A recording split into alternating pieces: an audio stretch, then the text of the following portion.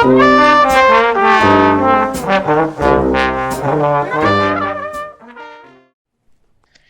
hola, ¿cómo están? Mi nombre es Daniela Cadena, soy estudiante de la Universidad de las Américas. El día de hoy tenemos un tema muy interesante para el área de psiquiatría. Vamos a hablar sobre qué es el daño cerebral adquirido o también conocido como DCA. Tenemos a nuestros licenciados de la universidad, nos van a contar un poquito sobre el tema, qué es, cómo se manifiesta, si es que tienen algún tipo de vivencia, una historia que nos puedan contar. Bueno, les voy a hablar un poquito. ¿Qué es el daño cerebral adquirido? Este término hace referencia a una condición en la cual un cerebro cuyo desarrollo ha sido normal hasta ese momento sufre una lesión súbita que genera una alteración en su estructura y en su funcionamiento. Hola Pau, ¿cómo estás? Quiero por favor invitarte que nos cuentes un poquito qué es y cuáles son los síntomas. Hola Dani, gracias por la invitación a este podcast para hablar de este gran tema, como tú mismo lo has dicho, el DCA. Bueno, sus causas más comunes son la presencia del ictus, o conocido como el derrame cerebral, el ACV, el accidente cerebrovascular, y el TCE, traumatismo craneoencefálico, ya que estas son causas más comunes en la presencia del paciente que tiene estos traumatismos, ya que no tiene una buena irrigación en el cerebro y sus daños van a ser centrales y motrices en la persona que lo padece. Muchas gracias Pau por este espacio compartir con nosotros. Vamos a dar paso a nuestra licenciada Génesis Suárez. ¿Cómo estás? Quiero darte la bienvenida. Quiero que me cuentes por favor un poquito cuáles son las complicaciones. Hola, mi querida Dani, claro, pues con mucho gusto te las digo. Bueno, tenemos aquí dos causas de la DCA, que puede ser una lesión cerebral traumática leve y la otra grave. Te voy a hablar un poquito sobre la que es la leve. Esta puede afectar a las neuronas, pero eh, solo es temporalmente, ya que las lesiones cerebrales traumáticas graves pueden provocar lo que es hematomas, tejidos, desgarros, sangrados y otras lesiones físicas en el cerebro. Bueno, todas estas lesiones también pueden causar a largo plazo o hasta la muerte. Eso te puedo comentar, mi querida Dani. Muchas gracias, Gene, te agradezco por este espacio.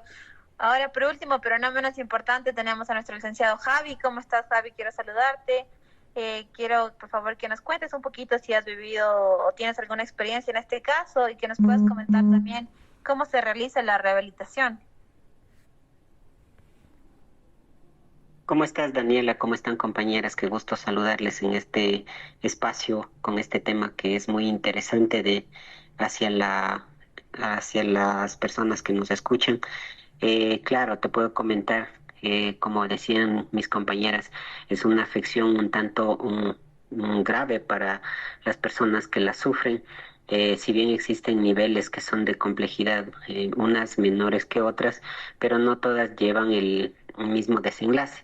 Por eso es importante conocer y diferenciarles para poderles brindar un buen cuidado a los pacientes que tienen este tipo. Por experiencia propia te podría comentar que hace unos 2 años tuve la oportunidad de manejar un paciente de este tipo, en el cual tuvo un daño cerebral adquirido.